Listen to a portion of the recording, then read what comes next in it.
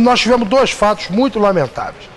Foi essa viagem realmente contra o Palmeiras e um jogo da final de 92 no Maracanã, que a raça estava tão cheia, o Maracanã tão cheio, Flamengo e Botafogo, que a arquibancada estourou. E nós perdemos 7 componentes que morreram, caíram na cadeira e faleceram. Então, quer dizer, isso aí foram dois lances que nós lembramos, que se a raça não fosse uma torcida de fibra, uma torcida forte, ela teria acabado. É que a raça é muito forte, a estrutura dela é muito grande. Então, quer dizer, o que eu digo forte é em termos de componente, em termos de amar a torcida, em termos de gostar dela. Porque se fosse uma torcida que não tivesse esse amor que os componentes têm por ela, com certeza ela já tinha acabado.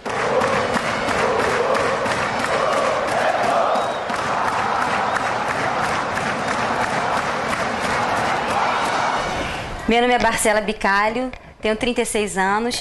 Faço parte da raça rubro-negra há 20 anos, ou seja, entrei para a raça quando eu tinha 15 anos. Amo muito o Flamengo, gosto muito de ir para os estádios para ver o Flamengo jogar, mas a minha maior motivação realmente é ir para o estádio e ficar no meio da raça rubro-negra, porque se não fosse aquele local ali, eu acho que não teria graça alguma ir para o Maracanã e ficar em qualquer outro local que não fosse a torcida organizada.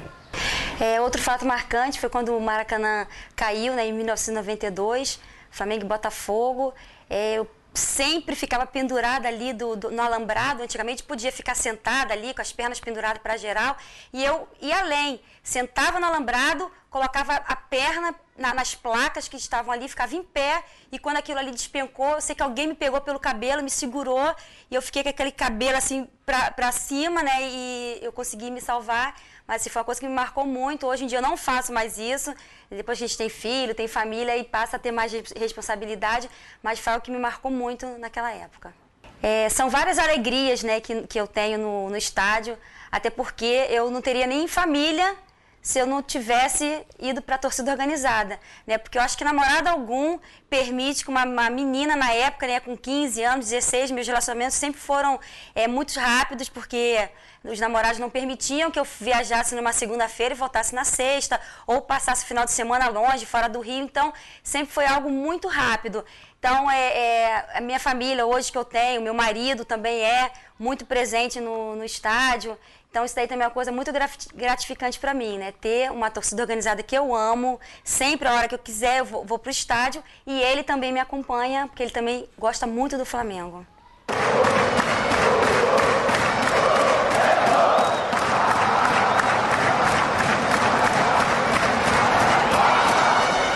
Ele foi, ao mesmo tempo que ele teve uma administração sensacional, acho que para ele, do ponto de vista pessoal, a administração foi muito dolorosa.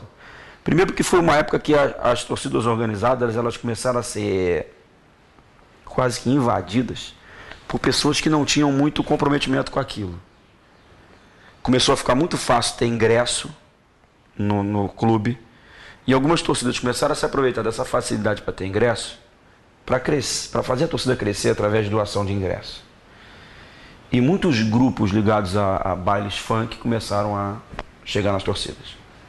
Não, cara, pode gostar de funk e ser Flamengo doente. O problema é que você começa a ter umas coisas estranhas que a gente sempre na raça condenou, que foi a coisa de um cara, um dia ele é da torcida do Vasco, no dia seguinte ele está na torcida do Flamengo. Então, quer dizer, a coisa começou a ficar um pouco...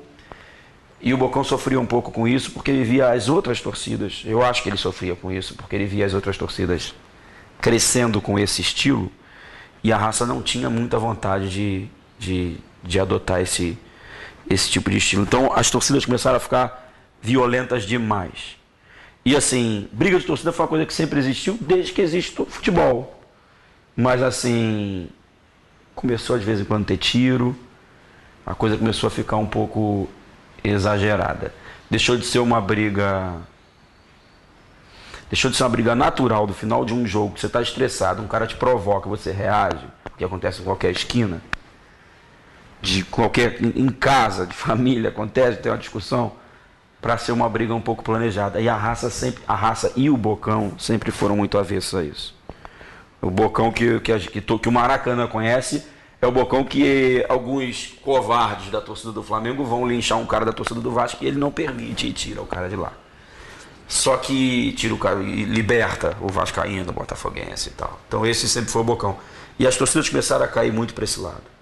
E por incrível que pareça, talvez o Bocão tenha sido a maior vítima dentro da raça, ou uma das grandes vítimas. Teve gente que acabou sofrendo mais, né? Mas ele acabou sendo uma das vítimas da coisa que ele sempre lutou contra, né? Uma vez com um acidente de carro, aliás, teve 2 acidentes, um de um ônibus e um de carro, mas são acidentes de estrada de um cara que vivia na estrada, que nem o Evandro. Só que a terceira vez foi uma coisa covarde, até hoje a gente não sabe muito bem quem foi, mas seguiram o ônibus da raça. Não sei como é que se tem essa coragem de seguir um ônibus com mulher, com criança por quilômetros e jogaram coquetéis Molotov no ônibus da torcida do Flamengo. E nós tivemos, no ônibus da raça, e nós tivemos algumas pessoas bem queimadas, né? Um rapaz chamado Rogério, muito queimado. Todo mundo se queimou um pouquinho, mas o Evandro foi demais, assim. E eu acho que todos nós botamos um pé atrás, que era necessário dar um basta naquilo tudo. E eu acho que ali o Evandro começou a continuar sendo raça, como sempre foi, mas eu acho que ele começou a pensar numa sucessão, começou a pensar que eu acho, né? Nunca conversei com ele sobre isso, mas eu acho que ele começou a pensar que a vida não era só aquilo e que a gente tem que... E todos nós pensamos um pouquinho assim. Evandro foi um grande exemplo pra gente. Evandro era o grande mito na torcida, né? Era o grande comandante da torcida nessa época. Não era só o presidente, era um comandante mesmo. E nós temos e aí o que vai acabar acontecendo é que uma geração inteira assim, foi se desgostando um pouco daquela coisa de tanta violência, de você ir pro Maracanã e ficar prestando atenção, olhando pro lado. O clima realmente ali, pelas bandas de 93, 94, 95, o clima em torcida organizada ficou muito pesado. E é justamente quando esse povo todo da raça, esses ex-adolescentes de 87, eles estão chegando aos seus 25, 26, 27 anos e estão seguindo a vida deles. E cada um está seguindo a sua carreira das mais estranhas possíveis, porque o amor pelo Flamengo é uma coisa que transcende, e aí você vai ter... O interessante de torcida organizada é você ver isso, que o tempo vai passando e a gente fala... E aí de vez em quando a gente se reúne e fala, e fulano? Não, fulano é professor, e outro fulano é advogado.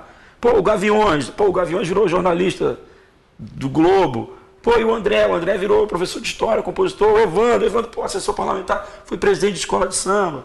Ah, o Júlio é presidente de escola de samba. Ah, fulaninho virou traficante, a polícia matou. E esse fulano de tal é polícia, ajudou a prender o outro. Então, quer dizer, a coisa do time une pessoas completamente desiguais, né? Assim, a raça tem uma importância fundamental na minha vida, porque eu era o cara criado no Grajaú, que jogava bola no Grajaú Country Club, que frequentava o Colégio Marista São José. Eu era o adolescente Tijuca Grajaú, cheio de preconceitos, né? Para mim, passou do Meia, era roça. E foi torcida organizada que me fez frequentar favela, resistir à droga, porque a raça tinha isso de muito legal também, né? Tem isso de muito legal. Acendeu um baseado na torcida, os próprios caras que por acaso usassem maconha na torcida iam lá e pegavam o cara e expulsavam. Então a raça tinha essa coisa da preocupação de ser a torcida da família, né? E foi a raça que me quebrou os preconceitos, que me fez conhecer que me fez andar de trem, que me fez conhecer o Rio de Janeiro, o Brasil, a Argentina, a Venezuela. Então, assim, foi a raça que me fez me integrar um pouco com a camada mais empobrecida da sociedade. E aí a raça era isso, era o Comando Sul com os filhos de pessoas ricas. E a gente aqui, filho de classe média, e os mais humildes, isso tudo se misturando. Então, assim, a raça foi uma experiência sensacional. E justamente na era do Bocão foi quando isso fica mais assim, mais latente, mais forte. Porque formam-se esses comandos, né? Na época chamava comando, hoje é região. Que vão trazendo, chegou o pessoal de Campo Grande, aí chega o pessoal da Zona Sul e se integra o pessoal de Niterói. Então foi um período muito interessante da raça que, infelizmente, algumas pessoas desvirtuaram as torcidas organizadas nesse momento. Hoje eu vejo a coisa voltando ao que era antes, acho que aos pouquinhos vai voltando a festa, né? Mas acho que a torcida organizada passou final da década de 90, início dos anos 2000, um período de crise.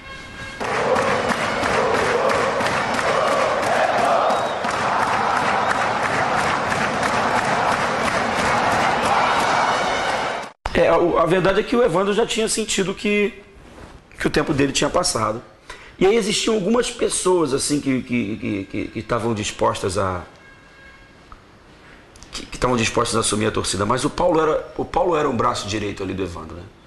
Porque na hierarquia da torcida era o Evandro presidente, o Sancler o vice-presidente, o Paulo era o diretor-geral, que se ligava a todos os departamentos da torcida. Bateria eu, Adriano Bandeira, André Montanha e Gaviões faixa. Não, Gaviões era bandeira, André Montanha e Marcelo de Quintino eram faixa. Então cada grupo tinha a sua responsabilidade. E o Paulo era uma espécie de articulador disso tudo. E aí o Evandro escolheu o Paulo mesmo para ser o sucessor. Não houve praticamente eleição, foi aclamação assim. E o Paulo assumiu tendo o Júlio, que era da bateria e tal, como vice dele. E pegou, assim, o Paulo pega uma época muito difícil, que é justamente essa época que as torcidas estão um pouco desvirtuadas, um pouco não marginalizadas no sentido de há preconceito com ela, mas marginalizadas com presença de gente estranha, com presença de gente que não é dali, né? Eu lembro que eu cheguei a ver uma época que teve uma briga de uma torcida do Flamengo contra outra torcida do Flamengo, né? Contra a Raça. E num determinado momento, essa torcida que está brigando contra a Raça consegue pegar uma bandeira da Raça e queima. Eu lembro que aquilo para mim era uma coisa inconcebível. Como assim? Um torcedor do Flamengo queima a bandeira da outra torcida do Flamengo, né? Isso é um exemplo que acontece na torcida do Flamengo, mas aconteceu também na torcida do Vasco, aconteceu na torcida do Fluminense, aconteceu na torcida do Palmeiras, aconteceu na torcida... Então, quer dizer, as torcidas como um todo vão passar por esse momento de crise. E o Paulo pega esse momento de crise. E justamente ele pega esse momento de crise com todos os grandes assessores que a torcida tinha, com aquele time que o Bocão tinha, todo mundo se encaminhando. Então, o Paulo ele vai ser responsável por uma renovação, digamos assim, no segundo escalão da torcida. Porque ele que era do primeiro escalão assume, o Evandro fica mais como um consultor, mais de longe, e o segundo escalão todo sai, né? Então o Paulo vai ser um presidente que vai voltar a trabalhar com um garoto de 16 anos, de 17. E com os problemas que isso ocasiona, né? Da imaturidade, do deslumbramento, de achar que a torcida tem que ser de briga mesmo, porque é assim que vai funcionar. Então o Paulo vai ser uma tentativa de resistência, né? Vai ser a voz da resistência para travar isso tudo, para tentar. E logicamente, muitas vezes ele conseguiu, muitas vezes ele não conseguiu, sucumbiu. Mas, querendo ou não, a Raça continua sendo a potência que é, continua sendo a força que é, continua sendo a referência. Aparece na televisão, aparece a Raça. Então isso mostra também a qualidade do trabalho do Paulo, né? Que tem mais qualidade ainda por ter sido abandonado, né? Entre aspas. Ninguém abandonou, não, nós vamos abandonar o Paulo porque a gente não gosta. Pelo contrário. Paulo era amigo, a gente era amigo de frequentar a casa um do outro, de todo mundo para paquetar. O Flamengo não está jogando, é férias de futebol. Era cada semana uma viagem para um lugar diferente. A minha casa era Aruama, a casa do Marcelo em Pedra de Guaratiba, a casa do Jujuba em Paquetá, e a gente ia viajando por aí, já que não podia viajar com o Flamengo. Tudo bem? Eu sou o Tenente Coronel PM Marcelo, fui comandante durante 8 anos no Maracanã e fiquei muito feliz em ser convidado para falar da Raça Rubro-Negra.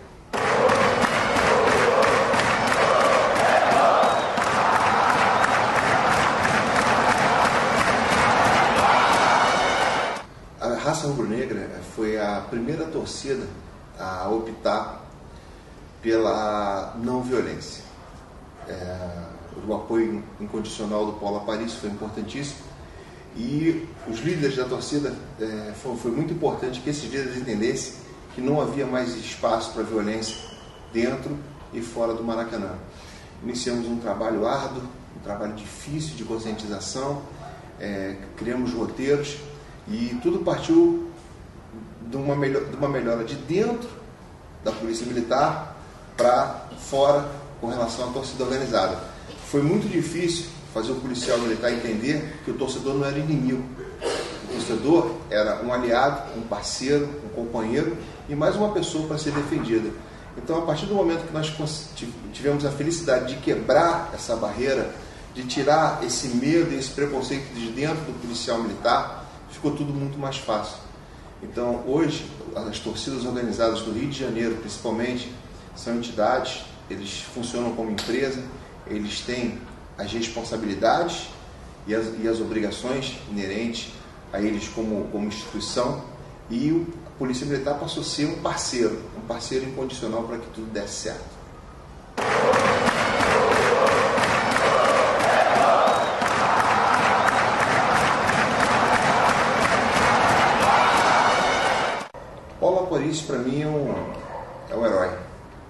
Quixote, sozinho, lutando. Tínhamos os mesmos ideais, que era o torcedor sair da sua casa, se encontrar com a sua torcida, vir escoltados pela Polícia Militar até o estádio, torcer em paz e retornar à sua casa com segurança. Esse sempre foi o nosso ideal. E o Paulo abraçou esse ideal, nós ficamos lutando com isso durante 8 anos. E hoje, se você me perguntar uma palavra que defina a raça rubro-negra, a palavra é superação.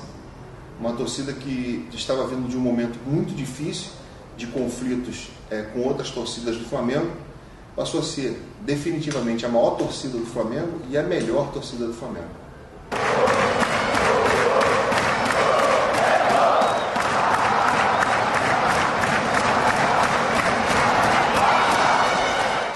Na verdade, o Paulo Aparício, ele é uma pessoa de palavra. Tudo que eu acordei com o Paulo, ele cumpriu. Nunca ele fugiu por um outro caminho, nunca ele se esquivou da Polícia Militar, sempre enfrentou os problemas de frente.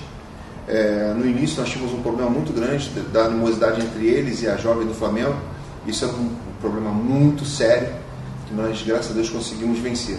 Nós tínhamos uma coisa até muito triste, que era uma linha de policiais entre as duas torcidas, e com muita luta, muito diálogo, um trabalho de conscientização muito forte, nós conseguimos acabar definitivamente com essa linha.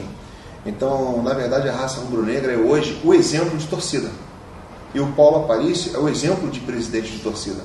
Ele é uma pessoa responsável, uma pessoa que sabe o que tem que ser feito, ele conhece como a Polícia Militar pode e ajuda a torcida organizada. Então, o Paulo hoje não é só um presidente de torcida, ele é um amigo, eu posso falar isso, né? Se ele me permitir falar, eu tenho como um amigo querido e tenho muita admiração pelo Paulo Aparício.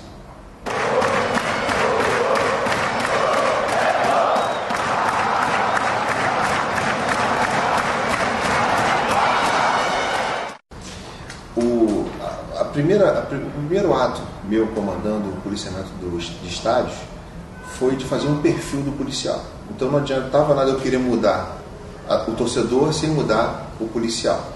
Então nós tínhamos que traçar um parâmetro de até onde o policial poderia ir. E qual a função do policial?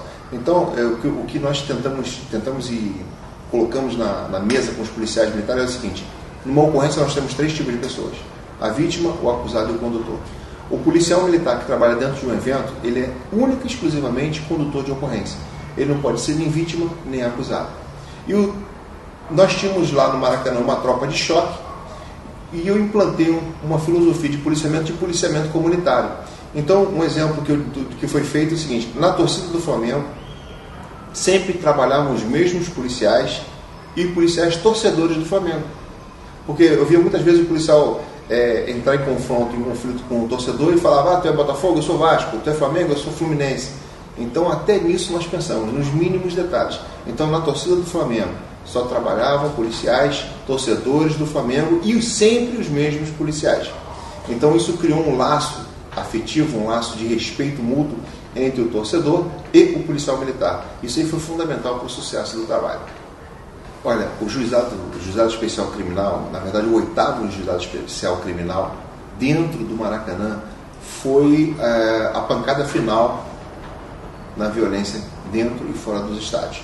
Na verdade nós demos muita sorte porque nós tínhamos um grupo que estávamos todos com o mesmo ideal. Era o Chiquinho da Mangueira, nosso deputado Francisco Carvalho, Dr. Murilo Killing, que era o nosso juiz de direito, Dr. Marcelo Arsênio, que era o nosso promotor público. E então, junto com a Polícia Militar, junto comigo, nós começamos um pontapé inicial. Só que a credibilidade do Juizado Especial Criminal, ela veio quando nós começamos a combater todos os delitos. O Juizado Especial Criminal não era só para combater o torcedor. Pelo contrário, ele mostrava os direitos do torcedor e também os deveres. Então, quando era o problema do torcedor ser a vítima, com certeza quem estava causando o problema foi indiciado e respondeu por isso. Então, o juizado é isso, é imparcialidade, a confiabilidade, tanto do juiz, do promotor, na palavra do policial, para mim, era uma questão de honra. Então, não podia haver nenhum tipo de dúvida entre o que o policial falava e o que realmente aconteceu na ocorrência. E tivemos casos dos policiais serem autuados no próprio juizado especial, né? Infelizmente temos todo tipo de pessoas dentro da nossa corporação, mas o juizado foi importantíssimo. E o torcedor, a torcida organizada, aprendeu que o juizado também era um aliado da torcida. Então, quando haviam aqueles problemas de ingresso e má distribuição de ingresso, venda ruim, eles vão até hoje ao juizado, e o juizado notifica a quem de direito para responder pelos seus atos. Minha paixão pelo Flamengo vem da herança do meu pai, né? Meu pai é rubro-negro, né? E eu aprendi a ser rubro-negro através do meu pai. E aí passei a acompanhar o Flamengo em jogos, passei aí, juntava aquele dinheirinho minguado, como todo bom rubro-negro, né? Para acompanhar o Flamengo, ia para o Maracanã para assistir o Flamengo, e é uma paixão que ficou para a vida toda, né? O Flamengo, eu acho que a gente incorpora o Flamengo na nossa vida, tudo que a gente pensa move o Flamengo é uma paixão nacional, então a gente fica muito envolvido com o Flamengo, fica aquela coisa louca, né? De chegar até o momento que está hoje,